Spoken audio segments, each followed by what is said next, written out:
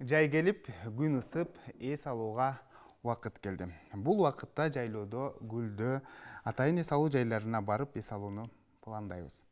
Ананда күнгө күйүп, иммунитетти чыңап алсам деген суроолор да ар бирибизде жаралат. Дал мына ушул күндүн кандай пайдасы бар? Кантип туура күйсө болот? Ушул жана башка суроолордун тегерегинде бүгүн биз маектешебиз. Саламатсыздар урматтуу тили көрүүчүлөр, түз эфирде кайрадан ден соолук программасы, аны мен Сейит Амираев алып барам. Ардактуу тили көрүүчүлөр, жогоруда маалым болгондой, бүгүнкү чыгарылышыбыздын темасы күндүн нурунун организмге тийгизген таасири жана пайдалуу жактары, зыяндуу жактары жөнүндө сүйлөшөбүз. Дал мына ушул тема боюнча эгерде сизде кандайдыр бир суроолор жаралса, сөзсүз түрдө байланышка чыксаңыз болот. Байланыш үчүн телефондор 082 код аркылуу 24487 номери жана ошондой эле WhatsApp номери дагы иштейт 0508 87 88 97 номери. Анда студиянын кадырлуу конокторун мен сиздерге тааныштырып өтсөм, Искендер Эргешев, жогорку категориядагы дарыгер, дерматолог. Жана ошондой эле кийинки коногубуз Базаргүл Чожоева, Ош областаралык балдардын клиникалык ооруканасынын дарыгери. Саламатсыздарбы, студиябызга кош келипсиздер. Күндүн нуру организмге пайдалуу, иммунитетти чыңайт деп билебиз да. Сиздер дарыгер катары түшүндүрүп кетсеңиздер, кандай учурда күндүн нуру ушул иммунитетти чыңайт? Саламатсыздарбы. Күндүн нуру негизи күн бул чоң бир планета катары организмге өтө пайдалуу материк деп эсептейбиз. Күндүн нуру менен бардыгы байланышкан. Күн жөнүндө канчаган поэма, ырлар, канча легендалар аябай айтылган. Ушул күндө дагы күндүн бир гана өзүн эмес, энергиясын пайдалануудагы актуалдуу проблемалардын бири болуп эсептелет. Азыркы биздин медициналык көз караш менен караганда күндүн нуру биринчи кезекте кишинин маанайын көтөрөт. Орусча айтканда настроение. Анын себеби күн чыкканда бардыгы жан жаныбарлар, өсүмдүктөр баары кыймыл аракетке келет дагы. Ошол эле учурда ар бир кишинин мээсинде гормон бөлүнүп чыгат. Серотонин деп айтылат, ал гормондун аты. Серотонин бөлүнүп чыкканда организмде бир калыпка келип, ошол серотонин гормону иммундук система менен да байланыштуу. Иммундук система менен байланышып, ошол кишинин маанайын көтөрөт. Жалпы иммундук система көтөрүлгөндө организмдин коргонуч системасы күчөйт дагы, башка бир ооруларга, башка бир организмге кемчиликтүү жактарын жаап, кишинин эмгек өндүрүмдүүлүгүн жоготот. Ошондой эле мына дагы алдыда айтып өтөрбүз, эң дагы бир фактору витамин D бөлүнүп чыгат. Ушул эле учурда. D витамини D витамини күндүн нурунан.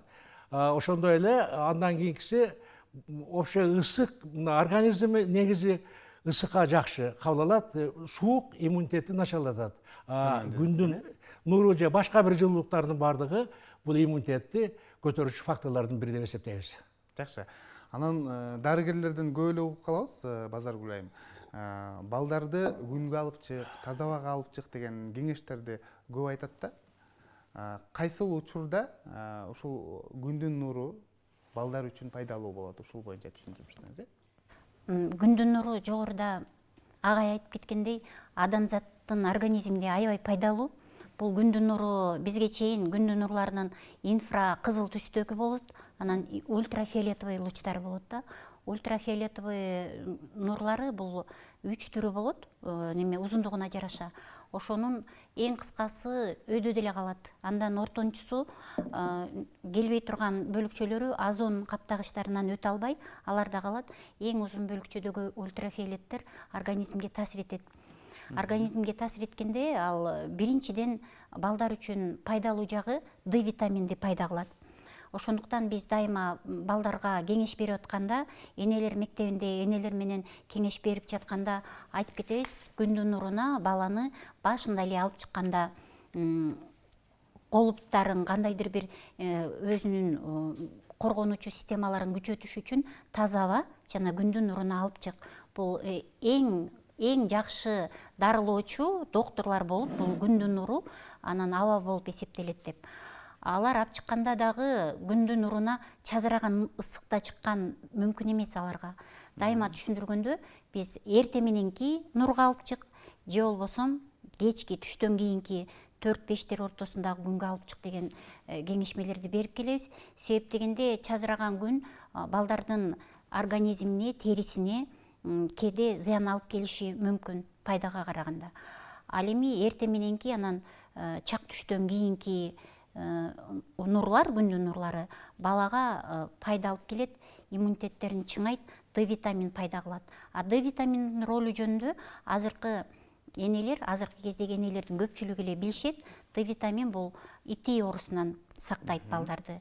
Сөөктөрүнүн бул организм күн сайын эмес, минут сайын өсүп аткан организм да, балдардын организми. Ошол өсүп өнүгүүсүнө, сөөктөрүнүн калыптанышына аябай түздөн-түз таасир бере турган. Анын кальций деген микроэлемент бар. Ошонун организмде айланып жүрүүсүнө түздөн-түз таасир ете турган витаминдердин бир катары келет. Андан башка эгерде күн таасирин тийбей калганда D витаминди кошумча катары берет. Кошумча катары ичиргиле деген убакта аны биз күн аз мезгилинде, күз-кыш айларында бердиребиз. Жакшы маалыматтарды айтып өттүңүздөр. Негизинен жогоруда айттыңыз Искендер мырза, күндүн нуру бул иммунитетти көтөрөт деп айттыңыз да. Азыр эми күн ысый баштады, мына жай келип калды дегендей, элдердин иммунитети көтөрүлөбү бул убакыттарда? Негизинен көтөрүлөт. Ооба. Бул негизи иммунитет боюнча айтып атасыз да. Ооба. Иммунитет, мына Базаргүл жакшы айтып кетти, мен кошумча кылып коеюн. Мына күндүн пайдалуу убакыттары организмдер үчүн. Эртең мененки 11ден түштөн кийинки 3кө чейин. Эми 11ден 15ке чейин деп айтсак жакшы болот да. Ушул учур организмге пайдалуу учур. Анан эртең мененки мына саат ушул учурларда 11 менен эмеге чейин. Мен адашып кетипмен, 11 менен 2-3-түн ортосу бул зыяндуу учур экен. Зыяндуу учур, э? Же 11ге чейин, же 3-4төн кийинки күйгөн өтө пайдалуу. Иммунитет дегенибиз бул биринчи кезекте эмоциональный состояние киши. Кишинин көңүлү көтөрүлүп, жылуулук, мынакей өзү чыгармаларда болсун, же жашоодо болсун, күндө мына күн ачык күндөрү кишилердин көңүлү ачык болуп, эмгек өнүгүүсү жогорулайт деп айттым. Мына өзүңөр көрүп турасыздар, мына көп күн аз чыккан мамлекеттерди көрөлү. Россия Федерациясы же Финляндияны алсак, бул мамлекеттердин элдери баягы бизче айтканда оор басыры зыңкыйып көрүнөт. Ал жерде эмеге караганда кичине депрессия басымдуулук кылат, күндүн нуру жетпейт. Бул дагы бир фактор деп эсептейм. Мына Базаркүл жакшы айтты, балдардын ити оорусуна каршы витамин D. Муну сатып албай эле өзү эле организмге. Даже ушундай жакшы моменттер бар. Күндүн нуруна чыкпаса деле, күндүн нуру өзүнүн күчү менен ар бир помещениянын комнаталарга өзү кирип кишини табат. Өзү берет витамин D-ны. Ушуну акыркы окумуштуулардын жетишкендиктерде ушуну айтсак болот. Тышка чыкпай эле. Жакшы. Жогоруда Базаргүл айым айтты да, балдарга күндүн нуру күн аябай катуу тийген учурда зыян жагын алып келет деп. Чоңдор биз күндө жүрөбүз да негизиненчи. Күндө жүрүп, ошол жумуш жасайбыз дегендей талаада, андан сырткары жолдо деле күндө чыгып басабыз да. Бул учурда чоңдорго зыян тиеби? Зыян тийсе, кандайча зыян тиет? Ошону түшүндүрүп берсеңиз, Ооба, мына негизинен айтып кетишибиз керек. Өзү күндөн пайдалуу болуучу биздин жумушубузда, дерматологияда бир 20 оору бар. 20 чакты оору. Бул өзү дагы оору күчөйт, эски өнөкөт оору болсо. Же киши өзү да чыга албайт. Ошолордун аттарын айтып кеткенге уруксат этесиздер. Мынакей биринчи күндүн өзүнөн пайда болгон күндүн күйүк оорусу. На орусча солнечный ожог деп коет. Күндөн күйүп кетет. Организмдер мында кыйналып айгат. Андан кийин күндөн пайда болгон аллергия. Андан кийин фотодерматит. Именно ошол бая Базаркүл айткан УФО, ультрафиолеттердин таасири аркылуу организмдин терисинин бузулушуна алып келет. Андан кийинкиси порфирия деген оору. Порфирия дегенибиз организмдеги боордогу и бөйрөктөгү өнөкөт оорулардын таасири менен теринин бузулушу ошо күн кошумча болот ошого. Ошондо порфирия болуп теринин эски өнөкөт ооруларына алып барат. Андан кийин дагы бир кызыктуу нерсе, бир оору бар. Күндөн пайда болуучу геродермия деген оору бар. Допустим, киши постоянно күндөн жүрүп, же ошол жерде бир эмени өзүнүн бир эмесин сактап алса, инструкциясын көбүрөөк жүрүп калса, көп жылдап, допустим, анда геродонимия деген оору терини тез картайтат. Брыш, допустим, 40-50-дө толук брыш басып кетиши мүмкүн. Эми ошондой шартка жараша.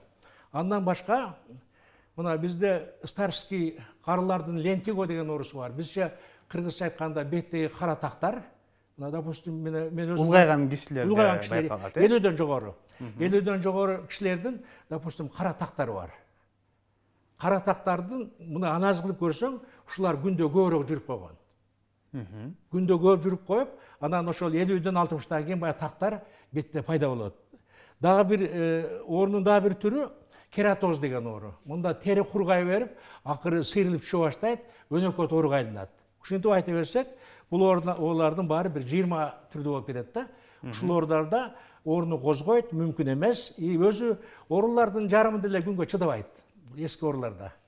Вот эми ушунун баардыгы ушуга жеткизбеш үчүн муну алдын алып эми алдыда айтып өтөрбүз. Ооба. Алдын алып нерселерин. Базаргүл айым, айтсаңыз, мына сиздин ушул жумуш практикаңызда жылына ушул күндүн нурунан кандайдыр бир оорулар жаралып келген балдар кезигеби? Анан кайсы оорулар жаралат? Туура суроо. Балдарды жайдын күнү иммунитеттин чыңдоо менен бирге аларды сактоо керек. Зыяндуу жактарынанчы. Зыяндуу жактарынан сакта дегенде, мисалы, бардык эле бассейнге алып баргысы келет, көлгө алып баргысы келет. Керек болсо азыр океан, деңиздерге чейин балдарын алып бардырып, эс алдыргысы келет. Ошол учурда күндүн нуру жөн эле түздөн түз кургакта турганда эле тийбестен, суунун жээгинде турганда суудан чагылышып туруп дагы таасир этет да. Көбүрөөк таасир этеби? Кээ-бирки ата-энелер айтып калат, мен баламды көлөкө жерге эле отургузгам, анан ушундай болуп, Искендер Эргешевич айткандай, териси күйүк болуп калды депчи. Ал эми илимде айтат экен, эгерде күйүк менен бир эле жолу айрыкча бак өспүрүм балдар, мисалы кичинекей балдарды апасы отур деген жерге отурат, тур деген жерге турат. Ал эми өспүрүм балдардын өзүнүн ою болот, өзүнүн кандайдыр бир каалоосу болот дагы, күндө көбүрөөк жүрүп калышы мүмкүн ошол учурда. Алар ушундай күйүк болуп калыпсың, эми эмне болот деген суроого дагы жөнөкөй эле нерсе катары жооп берет да өспүрүмдөр. Эмне болуптур, күйүк болсо сакаят да депчи. Ал сакайган менен бул күндүн нуру топтоло турган бир касиети болот экен да, организмдин эсинде калат экен дагы, кумуляция деп коет. Кумуляция болуп топтолгондо бул баягы организмде теринин дагы бир жаман оорулардын бир түрү болот экен, меланома депчи. Меланома бул рак ооруларынын теринин рак ооруларынын бир катары баягы кумулятивный действиясы менен быйылкы жылы күйүп калган болсо, дагы канча жылдар аралыгында экинчи жолу күндүн нуру каттуу тийген учурда алар ошондой ооруга чалдыгып калышы мүмкүн. Будан этият болуңуздарды каалайт элем да. Андан экинчи жагынан ушул күн ысыган мезгилде, күн суук кезинде дагы жүрө турган микроорганизмдер болот. Күн ысыганда аябай көбөйүп кете турган микроорганизмдер болот. Мисалы, ич өткү деген ушул жайдын күнү, күндүн нуру көбөйгөндө башка бул эми организмге, адамга эле таасирин тийгизбей, жаратылыштын бардык жан жаныбарларына таасирин тийгизип аткан учурда микроорганизмдерге да таасир этет дагы. Ушул мезгилде ич өткөк дагы көбөйөт. Ошол мезгилде дагы этият болуш керек. Анан дагы бир түрү, мисалы, ич өтпөгөн балдар деле кээде күндө аябай көп жүргөн болсо, аябай чаңкайт. Чаңкаганда тура эмес мамиле кылып коюшу мүмкүн ата-энелер. Чаңкагандан кийин кургап кетет. Медицинада эксикоз дейт да. Эксикоз болуп кургап кеткен балдар дагы кездеши мүмкүн. Ушундай практикада кездешип турат мындай оору. Жакшы, демек сиздин сөзүңүзгө караганда биз балдарды мисалы 11-ден 3кө чейинки убакытта мисалы мага тынчтык берчи деп аны көчөгө куубастан тескерисинче биз күндөн коргоп, айланабызда алып отурушубуз зарыл экен. Жакшы, кийинки суроо телекөрүүчүдөн келиптир. Саламатсыздарбы? Көзүмдүн астында шишик бар дейт. Анан операция жасатканмын дейт. Операция жасасам кайра эле ошол жериме ириң топтолуп атат дейт. Анан ошол операция жасаткандан кийин дейт, кайра бүтпөйт. Бүтүшү дагы кеч болуп атат, эмне кылышым керек деген суроо алыптыр да. Сен боюнча ушул күндүн нурунан деп ойлойсуңбу? Мага ошондой суроо келиптир, шишик. Анан ушундай шишиктер дагы кошумча суроо. Күндөн коргонуп жүрүш керекпи деген суроо. Ооба, шишиктер сөзсүз коргонуш керек. Эми шишиктерди көбүнчө бөйрөк оорулары берет. Андан кийин мен көз карашым боюнча жүрөк оорулары, боор оорулары. Ошого байланыштуу булар өзүнчө бир коргонуу системаларды бир бетине тагып же күндөн көлөкөгө качып дегендей ушул факторлорду сактаган оң болот да. Эми баягы темадан бир нерсени кошумчалап коеюн дедим эле Сейит. Макул. Мына биз баягы күндүн нуру боюнча айттык, негизинен зыяндуу жактарын. Биз бир нерсени эске алышыбыз керек. Мына биз тоолуу республикабыз, ушул жерде тоолуу региондордо күндүн нуру өтө зыяндуу болуп эсептелет. Тоолуу точкаларда, допустим, мына биз алсак Ысык-Көл жакты же Чоң Алай жакты ала турган болсок, Жайлоолордо, бийик жайлоолордо, бийик тоолордо бул жерде ультрафиолеттин күчү аябай көп болот. Ошон үчүн мына Ысык-Көлгө курортко барганда көп жүрбөшкө сунушулат элек.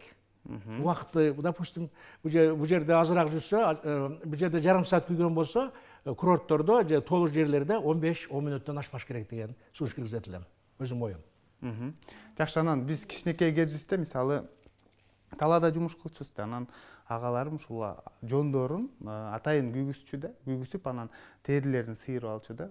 Бул тери сыйрылып күйгөндөгү бул оорубу же болбосо ушундай процедура же болбосо ушундай кадамдар жасагандан кийин мындай кышында үшүбөй калам деген дагы ушундай ойлор болчу да. Бул туура эмеспи ушул нерсе? Дарыгер катары кандай айтасыздар? Негизи туура эмес. Туура эмес, э? Бул туура эмес. Биз түшүнбөстүктөн болот. Тери тышкы кабаты эпидермис сыйрылып түшкөн, бул организмдин өзүнүн иммунитетин жок кылат. Андан башка өнөкөт тери ооруларды алып барат. Бул сыйрылып бүткөндүн мунун пайдасы жок. Негизи ал ошол акыбалга жеткизиш үчүн кеминде 2-3 саат күйүш керек да.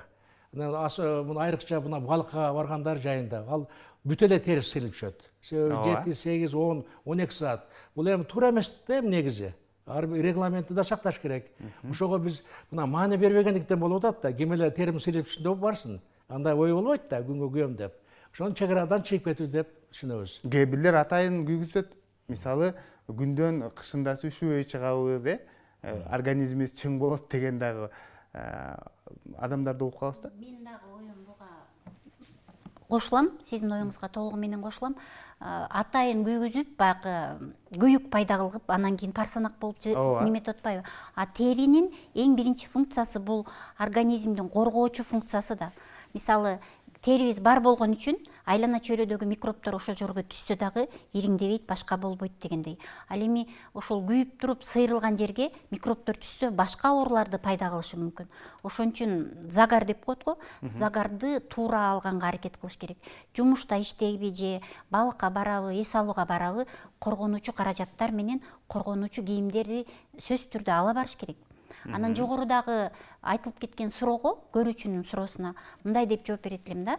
Мисалы ал өзүнүн возраст жашында белгилебептир, анан ириң чыгат деп. Ириң чыккан жерде, значит, мындай бактерия бар да.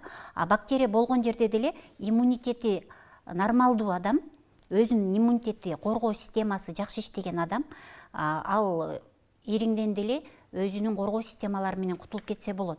Анан эмне үчүн бүтпөй атат дегенде, организмдин башка жагын, мисалыга сахары канча, сахардын деңгээли канча, сахар көп адамдардыкы дагы ошо бир жери кесилсе бүтпөй калышы мүмкүн. Жакшы, сөзсүз түрдө алдыда теманы улантабыз. Азыр болсо тыныгуу жарыялап, видео материалга көңүл бурсак, андан соң кайрадан жолугушабыз.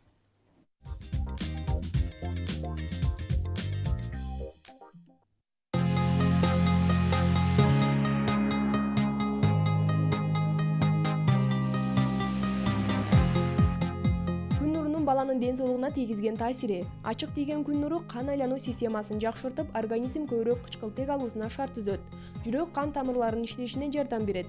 Рак илдетине чалдыгуунун алдын ала жана сөөктөрдүн бекем болушуна, өтүшүп кеткен өпкө ооруларына тийгизген таасири чоң. Бирок балада курчуган суук тийүү, органдарында шишик болсо, жүрөк кемтиги менен же көзү катаракта менен ооруса, андан тышкары кан оорулары, малярия, унутчаактык дартына чалдыккан болсо, күндүн нуруна көп чыгууга болбойт.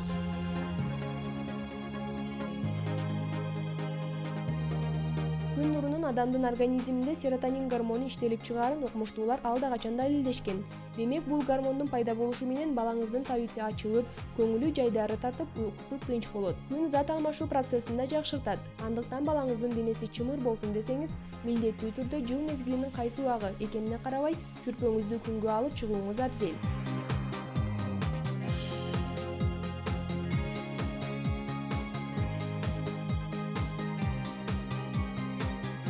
Балдардын күнгө коопсуз күйүшүнүн эрежелери тууралуу айтсак, жайкысын күнгө эртең менен гана чыккан жакшы. Ал эми жаз жана күз мезгилдеринде эмген жана кичинекей балдар түштөн кийинки күн нуруна кактангандыгы дурус. Сыртка чыгаардын алдында бала уктоочу арабанын деңгээлинде абанын температурасынын 5-6 градустан жогору экендигин аныктап алуу зарыл. Адеп баштаганда баланы ультрафиолет нуруна күнүнө 3-5 мүнөттөн баштап көндүрүү абзел. Күн нуруна денеси калыптангандан кийин чечилдип туруп, 1-2 саатка күн салкын тийген жерге жаткырып койсо болот.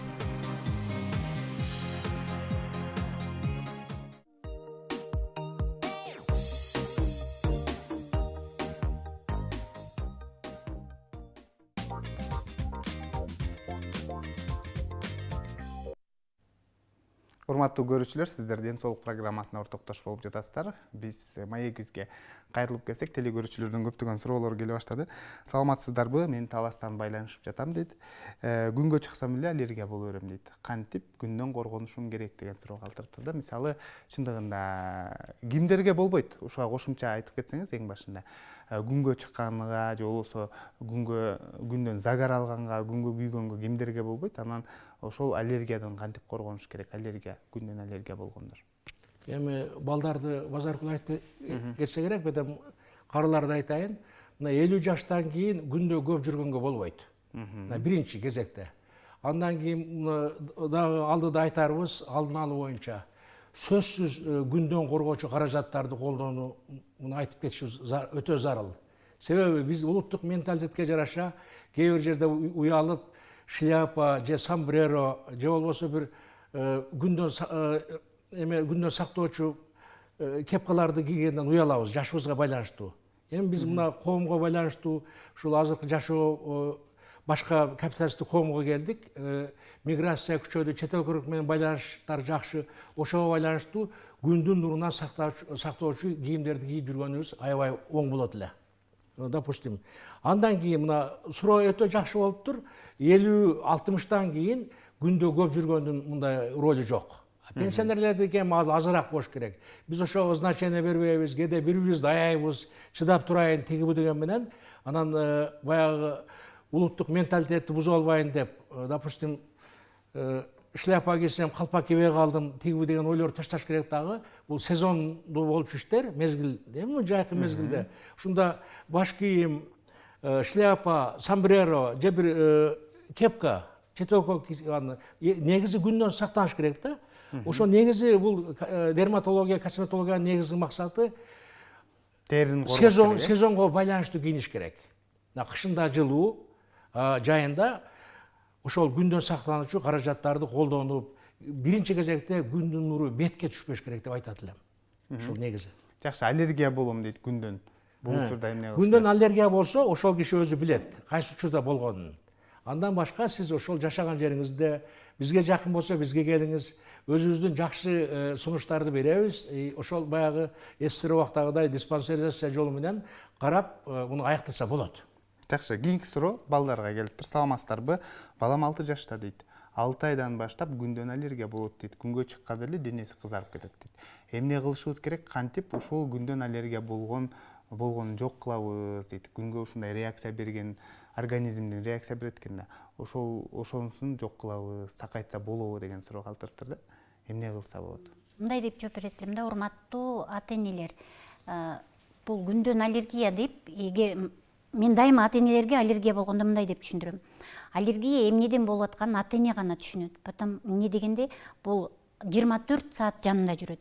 А врачка келсе, ашып кеткенде 1 саат, болбосо жарым саат убактысын бөлөт. Ошол учурда аллерген каякта экенин билбейт да. А бул ата-эне ачык айтып атат, күндөн деп. Аллергия качан айыгат? Аллерген менен жолукпай калганда айыгат да. Анан эгерде туп-туура күндөн экенин билбеген болсо, анда бизде детский аллерголог бар. Барып, текшеринип, кандын анализдерин берип, текшерүүдөн өтсө болот. Ар дайыма эшик ачык, поликлиникада 2-чи кабинетке киресиз. Ал эми күндөн экенин туура биле турган болсоңуз, так анык биле турган болсоңуз, күндөн коргонуңуз. Жогоруда айтып кеткендей, коргонуучу каражаттарды колдоносуз, коргонуучу кийимдерди кийдиресиз, башынан баш кийимди үзбөйсүз. Мурдагыдай эле алып караганда, биздин ата бабаларыбыз деле илгертеден эле баш кийимсиз жүргөн калк эмес. Биз баягы бул замандын өзгөрүүсүнө жараша аялдар деле эркектер деле азыр баш кийимсиз жүрөт. Баш кийим бул коргонуучу кийим катары да. Башты коргоочу кийим катары. Жакшы. Кийинки суроо мындай: саламатсыздарбы? Мен апам витилиго менен ооруйт дейт. Анан күнгө чыкканда дейт ачышат дейт. Эмне кылышыбыз керек? Азыр беттерине да көбөйүп баратат деген суроо. Сиздерден кеңеш сурап атат. Витилигону өзүңөр билесиздер, бул витилиго латынча биздин кыргыз тили менен айтканда ала деп коет. Ала. Аланы учурдан пайдаланып айтып кетейин. Ала бул укум тукумдан берилүүчү оору. Бизче айтканда медицина тили менен генетический заболевание. Экинчиден, ошол күнгө чыкпаш керек. Эми кээ бир дарыларды биз баягы интернетти колдонуп атабыз, социалдык тармактарды. Ошондо кичине элдер ката кетирип коюп атат. Себеби ошол чыккан дары ошол мамлекеттин климатына, ошол мамлекеттин менталитетине ылайыкталган да. Эми кайсы жерден чыкса, ошон үчүн мен бүт витилиго менен ооруган боордошторго бул күнгө чыкпоону же жаап жүрүүнү сунуш кылат элем. Себеби күчөтөт бул. Себеби ал жерде пигменттин пайда болушу же карарып кетиши өзүнчө мүмкүн эмес. Синтез. Ошон үчүн жаап жүргөн эле оң. Анан кантип азайтуу, тиги бу алдын алуу же бир дарылоо методдорун эми врачтын барып кабинетинен шашпай кеңеш алган оң деп ойлойм. Көргөндөн кийин айтасыздар. Ооба. Анын түрлөрү бар. Күнгө туура күйүү боюнча айтып берсеңиздер, мисалы балдардан баштайлы, балдарды канча убакыттан, канча жашынан же канча айдан баштап биз күнгө тосконго болот? Мисалы, жогоруда айттыңыздар, эртең менен 9-дан 11-ге чейин же болбосо 3-төн кийин күнгө алып чыккыла деп. Азыр болсо сөзсүз түрдө жооп бересиз. Байланышта көрүүчүбүз бар экен. Кабыл алсак, саламатсызбы? Кош келипсиз. Кандай сурооңуз бар? Урматтуу көрүүчү, биз сизди угуп жатабыз. Сурооңуз болсо берсеңиз болот. Бизден алыстап кетти. Базаргүл айым, жооп берсеңиз болот. Балдарды күнгө чыгаруу бул аябай маанилүү. Күнгө чыгарганда дагы туура чыгарыш керек. Жогоруда мен айтып кеткендей, ультрафиолеттүү күндүн нуру саат 9 менен 11-дин ортосунда аябай пайдалуу нурларын чачыратат. Биз төрөлгөндөн баштап эле чыкканга уруксат беребиз балдарга, солнечная ванна деп. Эгерде баягы роддомдон чыккандан кийин балдардын көбү саргайат. Саргайган бул физиологиялык кубулуш бир жумада кетип калыш керек. Эгерде бир жумада кетпеген сары болсо, фототерапия, бул күндүн нурун терапия катары колдонгон, абдан пайдалуу. Анан андай сары болбогон балдарды деле биз күнгө чыгар деп айтабыз. Ошо 9 менен 11-дин ортосунда күнгө буттарын же болбосо колдорун ачып туруп, бетин сөзсүз аз-маз мындай коргоочу нерселер менен жаап алып чыкканга мүмкүн. Себеп дегенде күндүн нуру көзгө ачыктан ачык, түздөн түз тийбеш керек балдардынчы. Андан чоң жаштагы балдарды ойногондо сөзсүз түрдө башына пандама, шляпа, бир коргоочу баш кийимдерди кийгизип туруп, күндүн нуруна ошол убакта 9 менен 11-дин ортосунда же болбосо 3 менен 5-дин ортосуна алып чыгып туура күйгүзсө, загар туура пайда болгон болсо, ал кышында оорубашы мүмкүн. Эмне үчүн дегенде ал жерде D витамин пайда болду, кан алмашуу, зат алмашуу, баягы кан алмашуу, кан айлануу системасына таасирин бергенде балдардын организминде баягы иммунитет деп айтып атабыз, бул коргоочу система, коргонуучу система, абдан татаал система. Баягы көңүл ачык жүргөндө дагы иммунитети көтөрүлөт деп агай айтып кетти. Буга толугу менен кошулам. Эмне үчүн дегенде бул иммундук система абдан татаал. Окуп үйрөнгөн сайын андан жаңы нерселер чыгат да. Ошондуктан чоңураак балдарды өз алдынча коюп күйгүзүп, анан жогоруда айтып кеткендей эле өспүрүм балдарга ар дайыма кеп кеңешин бериш керек. Күнгө күйүп аткан учурда дагы сууну канчалык деңгээлде ичти, канча бөлүп чыгарды, бул балдар үчүн маанилүү деп эсептейм. Жакшы, толуктап айтып өтсөңүз, мисалы, сөзсүз түрдө баш кийим менен бетти жашырыш керек дагы, анан башка жактарын күнгө тосуш керек экен. Анан канча суу ичиш керек, мисалы? 2 саат күндө боло турган болсо, канча нормада суу ичкен дурус?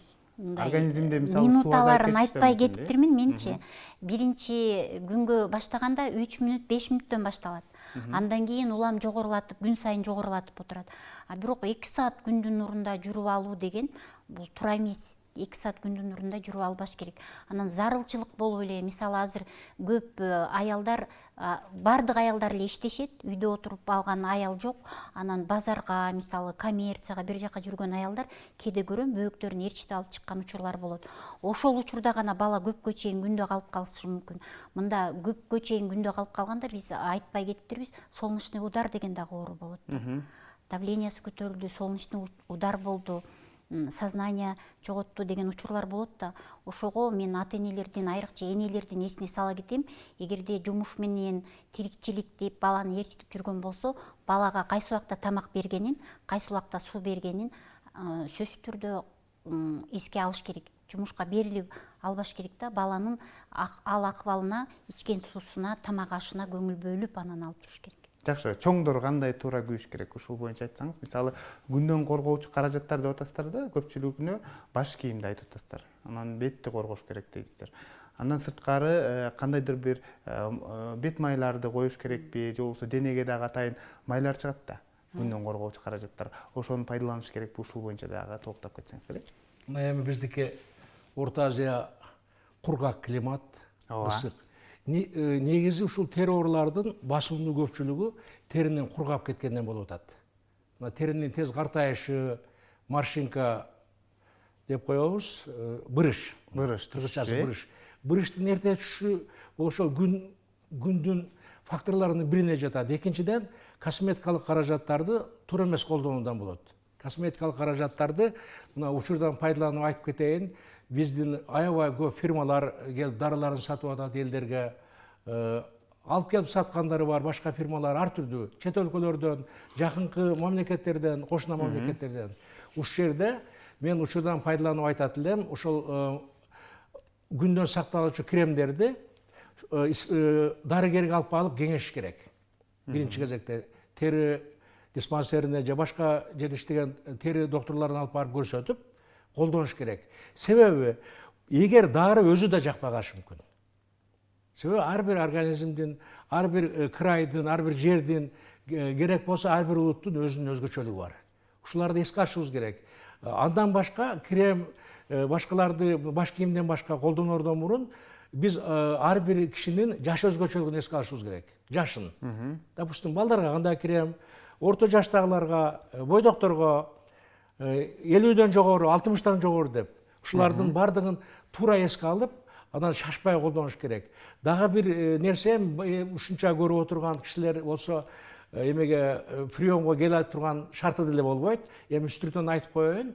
Мына кремдерди же мазь, мына майлуу заттарды бетке, денеге колдонгондо, адегенде бир 3 сомдук же 5 тыйындык өлчөмдөгү теринин бир жерине 3-4 саат коюп текшерип көрүш керек. Жөн эле, врачы жок эле. Жагабы, жакпайбы? Эми негизи барып специалисттен сурап койгон андан жакшы. Анан азыр эми массовый эксперимент кылган коючту бул туура эмес. Мына Базаркүл кыздар күндө эртең менен койгон эмне эле азыр эме? Дневной. Азыр дневной кремдер чыккан, SPF деген. SPF. Анан кыздар күндө койгонду эмне деп коет баягы? Тональный. Мына эми учурдан пайдаланып айтып кетейин, урматтуу бордоштор. Тональный кремди баарыңар койгонуңар туура эмес.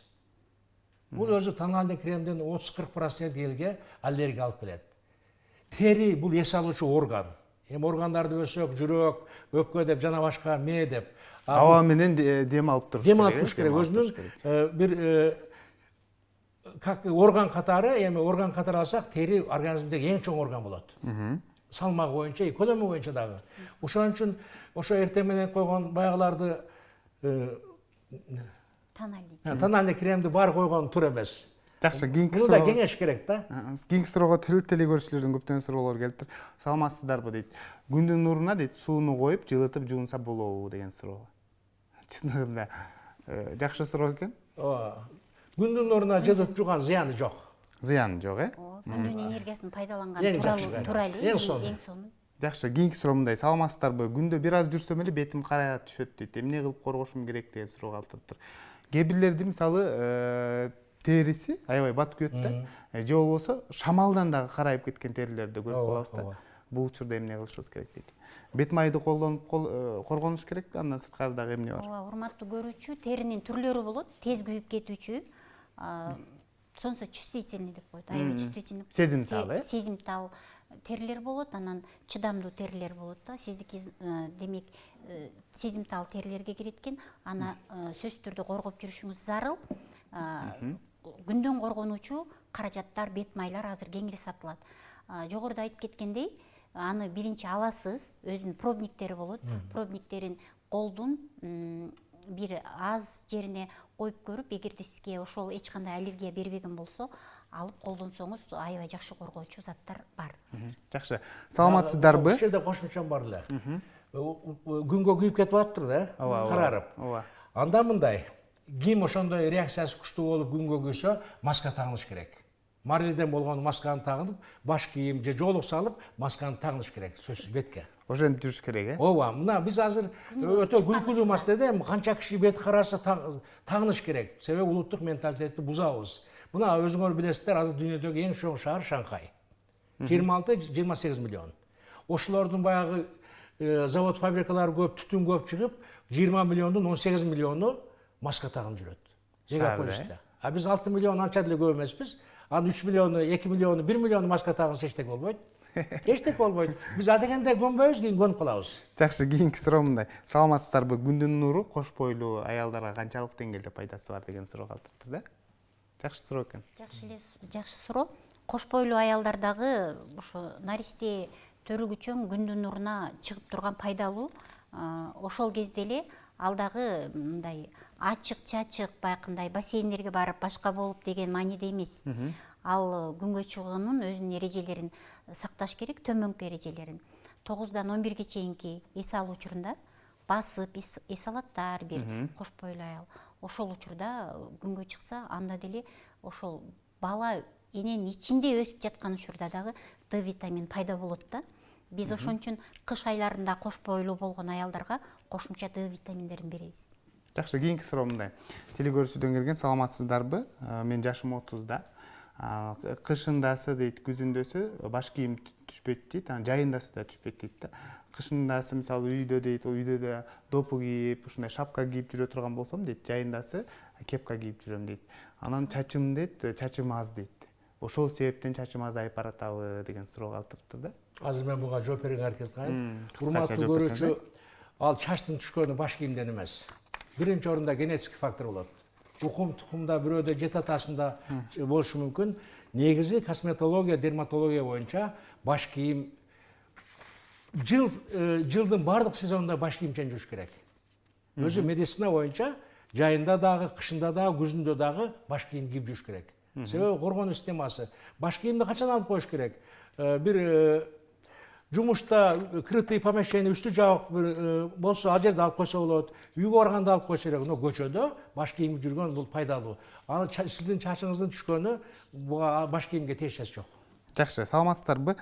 Балам 5-класска барып калды дейт. Күндөн бети кызара түштү дейт. Эмне кылсак болот? Ошонусу кетпей атат деген суроо калтырыптыр да. Кыскача жооп берсеңиз, бул соңку суроо болсун, Бул кызарып кеткен ошол күйүктүн биринчи степень деп коет го, ошол болушу мүмкүн. Аны көрбөй туруп айтканым туура эмес болуп калат го.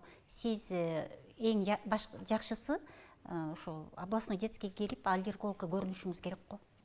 Жакшы, анан күндөн чачтын сапаты дагы өзгөрөт деп түшүнсөк болобу? Түшүнсөк болот. Күндүн нурунда көп жүргөндө чачтын түсү ошо баягы эле Саргайып кетет. оңо баштайт. Мындай бизче мамлекет тилинен айтканда оңот. Түсү кете баштайт. Экинчиден кургайт. Үчүнчүдөн сынат. Сына баштайт чач. Ошон үчүн мына мен алдыда эле айтып өттүм.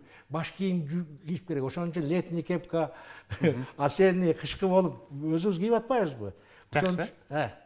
Чачтын күндүн нуру Коргошубуз керек. Чачтын функциясын бузат.